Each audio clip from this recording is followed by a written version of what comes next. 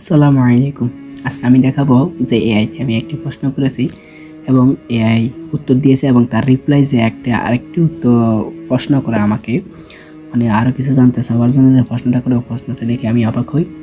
যেমন প্রথম প্রশ্ন তাকে আমি জিজ্ঞেস করছি তারাবির নামাজ সুন্নত না নফল। সে তার প্রতি উত্তর দিয়েছে তারাবির নামাজ সুন্নতে মুআক্কাদা, অর্থাৎ এটি সাধারণ নফল না, বরং এমন সুন্নত জানিয়ে আমি তা আদায় করা অত্যন্ত গুরুত্বপূর্ণ। বিস্তারিত ব্যাখ্যা দিয়েছে, হাদিস দিয়ে ব্যাখ্যা দিয়েছে।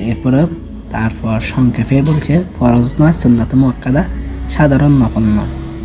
চাইলে উনি আবার রিপ্লাই আমাকে প্রশ্নটা জানার জন্য জিজ্ঞেস করা হয়েছে যে চাইলে আমি স্যার মাযহাবের মতামত আলাদা করে বুঝিয়ে দিতে পারি। এটা উনি নিজ থেকে বলছে, মানে এখন কোনটা ট্রেন্ডিং আছে ও নিজে জানে।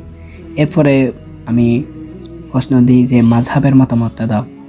তারপর সে আমাকে মাযহাবের মতামত দিয়েছে, স্যার মাযহাবের মতে তারাবি নামাজের হুকুম নিচে দেওয়া হলো। প্রথমে সে দিল হানাফি মাযহাব, তারাবি সুন্নাতে মুআক্কাদা, জামাতে আদায় করা সুন্নাতে কিফায়া, সাধারণত 20 টাকাত আদায় করা হয়। মালিকি মাযহাব দিছে, ওখানে 20 টাকাত প্রচলিত, 3400 টাকাতে পড়া হতো, জামাতে পড়া উত্তম। শাফি মাযহাব দিছে তারাবি সুন্নাতে মুআক্কাদা 20 টাকাত পড়া কথা। এরপর হাম্বলি মাযহাব দিছে, ওখানেও 20 টাকাত বেশি প্রচলিত, জামাতে পড়া উত্তম, তারাবি সুন্নাতে মুআক্কাদা। 4টি মাযহাব বলা হয়েছে। এরপর সংক্ষেপে ও সারাংশ দিয়েছে বিষয়, 4 মাযহাবের মত সবকিছু সবকিছু এবার মিলিয়ে দিয়েছে।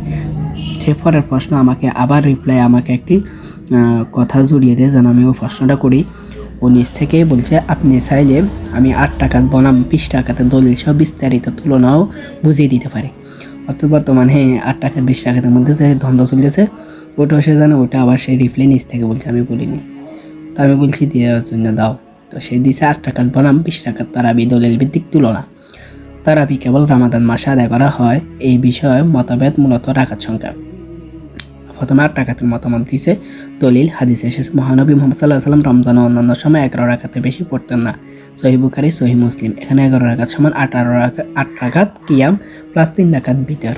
যুক্তি, নবী সাল্লাল্লাহু আলাইহি ওয়াসাল্লাম নিয়মিত 8 টাকাতে বেশি পড়েননি, এটা তাদের প্রধান দলিল। তাই 8 টাকাতকে সুন্নাহ নিকটতম অনুসরণ বলা হয়। এবার 20 টাকাতের একটি মতামত আবার প্রদান করেছে দলিল, খিলাফতের সময় ওমর বিন আল খাত্তাব রাদিয়াল্লাহু তাআলা আনহু মুসল্লিদের এক ইমামের পেছনে 20 টাকাত পড়ার ব্যবস্থা করেন। সাহাবায়ে কেরাম এই বিষয়ে ঐকমত্য ইজামা প্রকাশ করেন, কেউ আপত্তি করেননি। 4 সুন্নি মাযহাবী 20 টাকাতকে গ্রহণ করেছে। যুক্তি, নবী সাল্লাল্লাহু আলাইহি ওয়াসাল্লাম তারাবি নির্দিষ্ট সংখ্যায় নির্ধারণ করায় দেননি, 20 টাকাত সাহাবীদের আমল দ্বারা প্রমাণিত।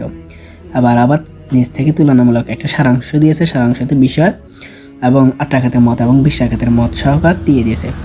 প্রধান ভিত্তি নবী সাল্লাল্লাহু আলাইহি ওয়াসাল্লাম ব্যক্তিগত আমল 8 টাকাত, আর সাহাবীদের আমল ইজমা হচ্ছে 20 টাকাতের মত। রাকাত সংখ্যা 8 প্লাস বিতর, আর ওখানে হচ্ছে 20 প্লাস বিতর। আর অনুসারী কিছু আলেম 8 টাকাতের পক্ষে আর 20 টাকাতের পক্ষে হচ্ছে 4 মাযহাব। উপসংহারে সে দিয়েছে 8 টাকাত পড়লে নামাজ সহি, 20 টাকাত পড়লেও সহি। এই বিষয়ে বিতর্ক না করে একতা বজায় রাখা উত্তম। আপনি ব্যক্তিগতভাবে কত রাকাত পড়েন চাইলে আপনার জন্য সহজ আমল পরিকল্পনা বানিয়ে দিতে পারি।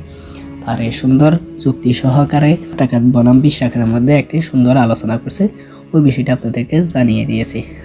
তো সবাই ভালো থাকবেন। আসসালামু আলাইকুম।